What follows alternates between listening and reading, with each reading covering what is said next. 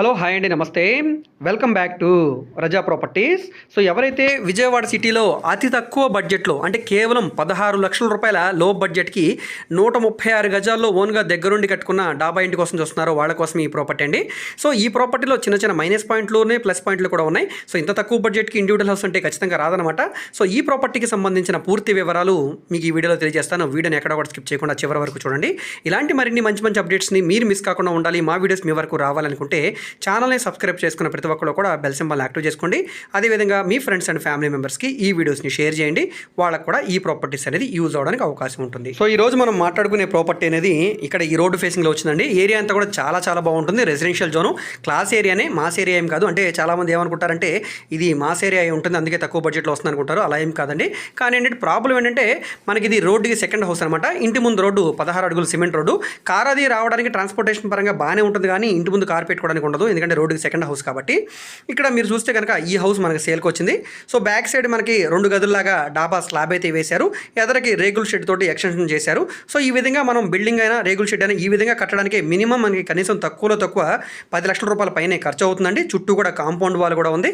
So ఇక్కడున్న land value ప్రకారంగా చూసుకుంటే కనీసం మనకి ఈ ప్రాపర్టీ అనేది 40 లక్షల రూపాయల పైనే వాల్యూ చేస్తుందండి. అయితే దీనికి చిన్న మైనస్ పాయింట్ కూడా ఉంది. అదేంటంటే దీనికి బ్యాక్ సైడ్ వైపు చిన్న వీధి పోటు ఉందన్నమాట.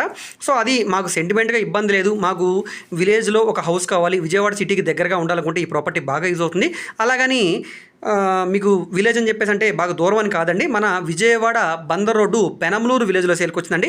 బందర్ రోడ్డు నుంచి కేవలం 1.5 కిలోమీటర్ దూరం, మరీ గట్టిగా ఉంటే 1 కిలోమీటర్ దూరం ఉంటుందండి. విజయవాడ బందర్ రోడ్డు అంటే మన Vijayawada to Bandar road national highway నుంచి మనకు సుమారుగా వస్తుందండి. హై స్కూల్కి దగ్గరగా వస్తుంది అనమాట. పెనమలూరు విలేజ్లో ఏరియా పరంగా చాలా చాలా బాగుంటుంది, ఎటువంటి ఇబ్బంది లేదు, రెసిడెన్షియల్ జోన్ అనమాట.